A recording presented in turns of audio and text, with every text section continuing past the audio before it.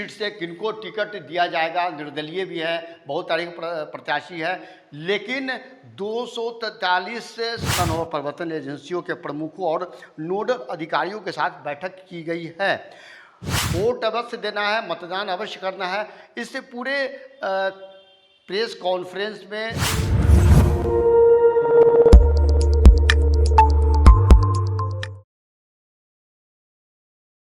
बिहार विधानसभा का चुनावी बिगुल फुका चुका है। नमस्कार, मैं देवेंद्र सिंह लड्डू SSI ट्यूब में आपका स्वागत करते हैं।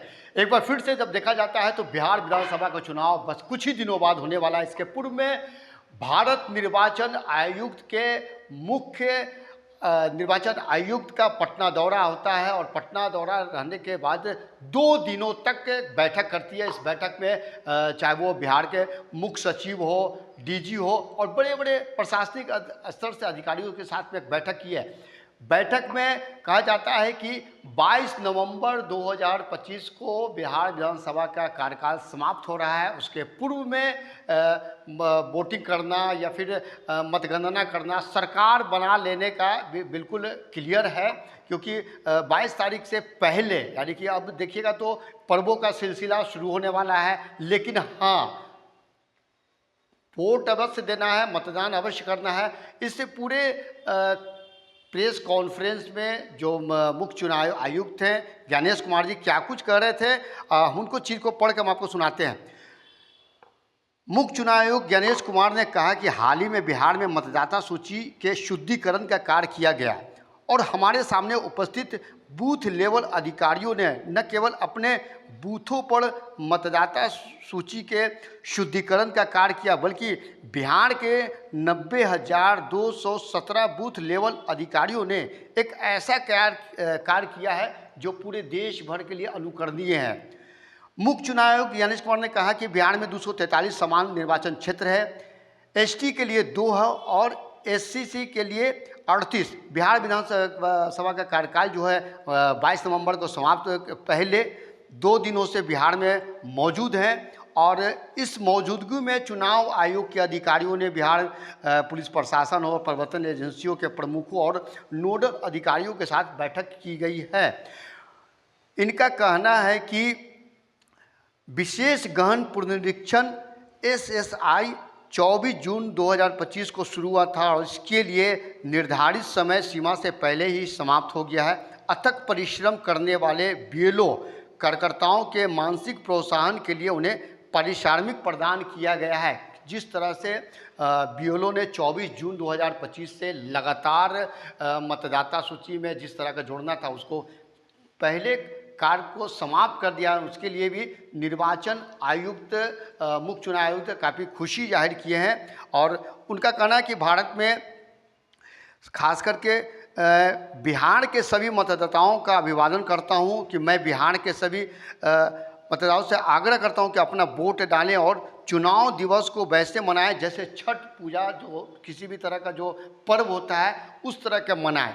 इसको लेकर भी एक काफ़ी अच्छी पहल की है और अगर किसी व्यक्ति या राजनीतिक दलों को मतदाता सूची से नाम जोड़ने या हटाने संबंध कोई समस्या हो तो वो नामांकन करने के 10 दिन पूर्व तक इस बात को आप रख सकते हैं। एक बहुत बड़ी अच्छी बात बताए हैं। साथ ही बिहार चुनाव के दौरान EVM पर उम्मीदवारों की रंगीन तस्वीरें प्रदर्शित की जाएगी। बिहार विधानसभा का ऐसा पहला मौका होगा कि जिस तरह का जो चुनाव होता था EVM मशीन पर ब्लैक एंड वाइट रहता था उस चीज़ को अब हटाकर रंगीन फ़ोटो प्रदर्शित की जाएगी ताकि आप अपने प्रत्याशियों को सही से पहचान कर लें। साथ ही बूथ स्तरीय अधिकारियों को प्रशिक्षित किया। SIR 24 जून 2025 को जो शुरू किया गया था और समय सीमा तक पूरा हो गया था, उनके लिए काफ़ी खुशी की बात है।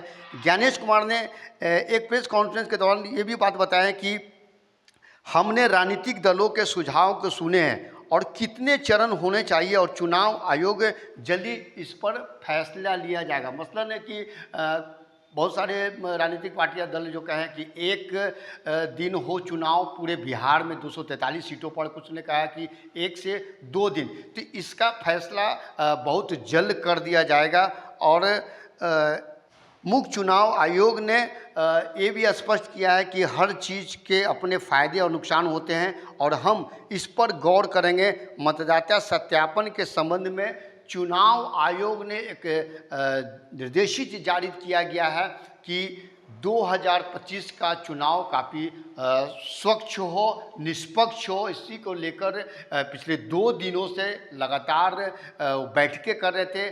आज बैठक के बाद प्रेस बयान कर प्रेस ने जिस तरह जो संवाद किया गया है उसको लेकर कहीं न कहीं रूप से जब देखा जाता है तो अब चूँकि जो बिहार विधानसभा से जो चुनाव लड़ रहे हैं उनके लिए प्रत्याशियों में एक उत्साहित है।